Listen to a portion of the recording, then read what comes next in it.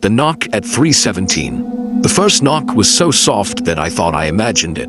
I sat alone at the small dining table, scrolling through my phone. The apartment was quiet except for the low hum of the fridge. It was 3:17 a.m. I hadn't planned to be awake that late, but the insomnia had been worse since I moved in last month. The knock came again, 3 short taps. I froze. My building wasn't the kind of place where neighbors stopped by at night. It was mostly older tenants who kept to themselves. I waited, holding my breath. Nothing. I told myself it was probably the wind rattling something in the hallway. I lived on the 3rd floor. The hallway outside my door had no windows, just a single flickering light above the stairwell. When I finally stood and peered through the peephole, my stomach tightened. No one was there. The corridor was dim and empty. The light above the stairs buzzed softly.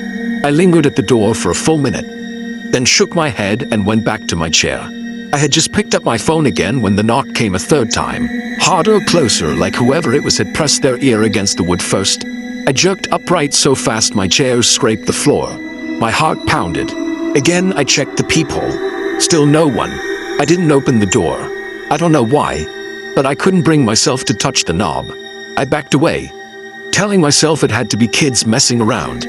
Maybe someone drunk. I turned on the TV to drown out the silence.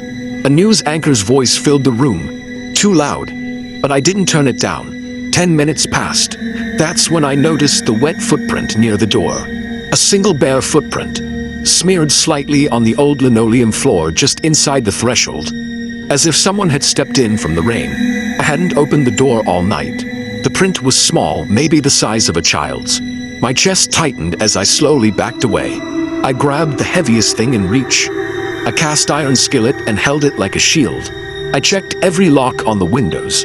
I didn't find anyone hiding.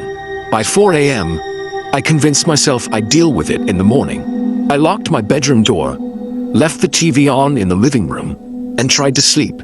Sometime after 5, I heard the knocking again, but this time it wasn't at the front door. It was on the bedroom window, 3 short taps, then silence. I didn't move. I stared at the shadows on the ceiling, clutching the skillet under the blanket. The window was behind me, just above the headboard. I didn't look, couldn't. A faint dragging sound followed, like wet fingertips tracing across the glass. I lay there until the dragging stopped. The sky outside had begun to lighten by the time exhaustion finally pulled me into sleep. When I woke, the window was locked, the glass dry. The footprint near the front door was gone. I told myself I must have dreamed the whole thing. Stress, lack of sleep, too many late-night horror podcasts. That evening, after work, I found the woman in the stairwell. The first time I saw her, I thought she was just another neighbor. It was late on a Tuesday night, around 11:45 p.m. I had just moved into the building 3 days earlier. An old brick complex with creaking pipes and narrow, dimly lit stairwells. I was taking the trash down to the basement bins when I noticed her on the landing between the 2nd and 3rd floors. She stood perfectly still, facing the wall.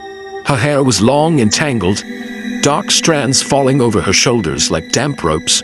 She wore a faded gray hoodie and black sweatpants. Her bare feet rested on the cold concrete steps. I slowed my steps, assuming maybe she was drunk or unwell. Hey, are you okay? I asked softly. She didn't respond. I hesitated for a second, then decided not to get involved. I'd had a long day unpacking boxes, and the last thing I needed was some bizarre late-night interaction. I carried on downstairs, dropped the trash, and hurried back up. On my way back, she was gone. I told myself it was nothing. Probably just another tenant having a rough night. I didn't think about it again until the following night. It was exactly 11:45 p.m. when I left my apartment to grab a bottle of water from the vending machine in the lobby. As I passed the 2nd floor landing, I froze. She was there again. Same spot, same posture, facing the wall. I felt a prickle crawl up the back of my neck. This time, I noticed her hoodie looked wet. Dark stains spread down the back as if soaked by rain, but it hadn't rained all week. Cleared my throat. "Ma'am, do you need help?" No answer. I glanced at her bare feet again. Her toes were pale, almost bluish in the dim light. Something about the way she stood, rigid and unmoving, made my stomach knot. I decided to keep walking. I told myself maybe she had some mental health issue. Or maybe she liked standing there for reasons I couldn't understand. But as I descended to the first floor, I felt it, her eyes on me. I didn't turn around. That night, sleep didn't come easily. The image of her standing there burned into my mind. On Wednesday, I asked the building manager, an older man named Frank, if he knew anything about a barefoot woman who liked to linger in the stairwell at night. Frank frowned. What woman? I described her. He shook his head. There's no one like that here. All the units are accounted for. I laughed awkwardly. Maybe she's a guest. No guests allowed after 10. Frank said firmly. I left it at that, though unease lingered. That night, I told myself I'd avoid the stairwell after dark. But around 11:30 p.m., I realized I'd left my laundry in the basement dryer. I debated leaving it till morning. But the thought of my clothes sitting there overnight bugged me.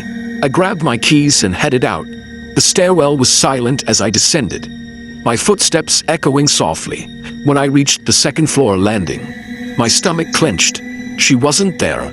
I exhaled slowly and